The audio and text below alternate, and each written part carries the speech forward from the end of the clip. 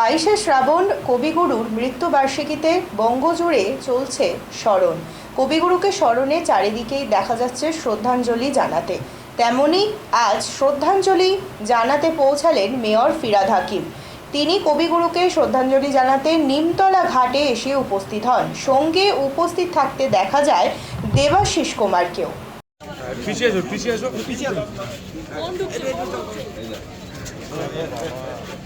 তুমি ঢুকছি আমি ফোন তো ঢুকবেই এই সাথে একটু হাতটা নাও আমার মোবাইল নাও ভাই তুই কোথায় আমি কোথায় হাত ধুচ্ছে বলছিস যেতে পারিস না যাবো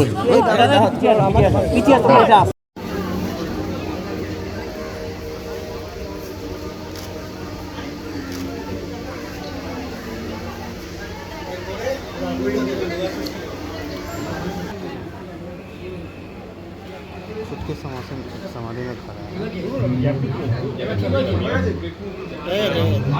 আবেগ আজকে বলতে পারেন বাঙালির কাছে একটা শূন্যতা বা বিষণ্ণতার দিন। বাঙালি অবাঙালি সকলেই যারা বাংলায় থাকে আজকের 22শে শ্রাবণের দিনে সকলে শ্রদ্ধা জানাচ্ছেন। এবং আজকে আমরা যেখানে উপস্থিত সেই নিমতলা মহাশ্মশানের পাশে যে রবীন্দ্রনাথ কবিগুরু সৌধ, যেটা পশ্চিমবঙ্গ সরকারের পক্ষ থেকে কলকাতা পৌরসভার পক্ষ থেকে সুসজ্জিত, এই অঞ্চলটা এই জায়গাটা যথার্থভাবে সম্মান জানিয়ে কবিগুরু কোনোদিন জীবন থেকে আমাদের যায়নি।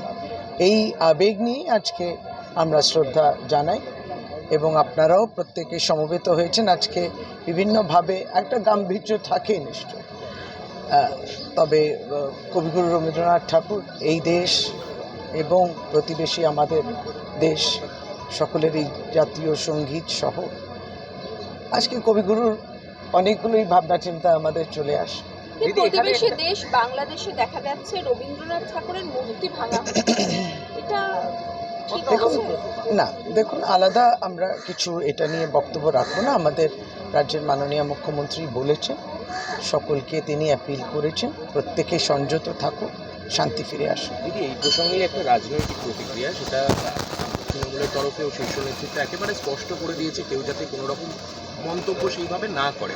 কিন্তু তার মধ্যেও শুভেন্দু অধিকারী এই শরণার্থী সমস্যা নিয়ে বারবার করে মুখ খুলছেন। তিনি বলছেন পূর্ব অভিজ্ঞতা থেকেই তো বলেছি 47-71 কি হয়েছে, সিএ কেন করা হয়েছে, সিএ এর প্রাসঙ্গিকতা উনি বারবার এই প্রসঙ্গের সাথে জড়াচ্ছেন। দেখুন, এই প্রশ্ন বলে নয়, আমাদের সর্বভারতীয় তৃণমূল কংগ্রেস, যেহেতু আপনি বললেন সভানেত্রী কিংবা রাজ্যের মাননীয় মুখ্যমন্ত্রী অত্যন্ত দায়িত্ব নিয়ে প্রত্যেকেই তিনি তার আবেদন রেখেছেন বিধানসভা এবং বিধানসভার বাইরে। সদ্যত আমাদের বিধানসভায় মনসুন সেশনটা এখন সাইনেডে হলো, তাতে যে আমরা সকলেই যাতে সহমর্মিতা রাখি এবং সংযত থাকি এবং গভর্নমেন্ট অফ ইন্ডিয়া যা বলবে ঠিক সেইভাবে সেই পথে চলব।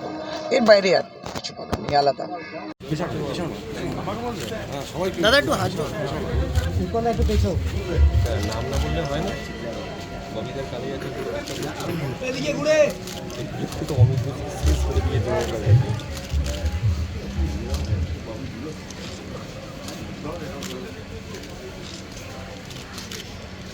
এই ক্যামেরা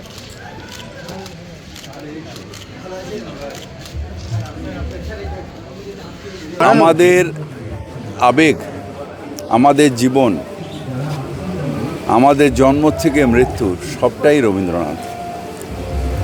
আমরা বাঙালি হিসেবে গর্বিত, সেটাও অনেকটা রবীন্দ্রনাথ ঠাকুরের জন্য। তাই তাকে অবলম্বন করে, তাকে আমরা দেখিনি চোখে, মানে আমার জন্মের আগে তিনি চলে গেছিলেন, কিন্তু তাকে জড়িয়েই যেন মনে হচ্ছে আমাদের জীবনটাই রয়েছে। তাই এই দিনটা আমরা সবাই ভাবি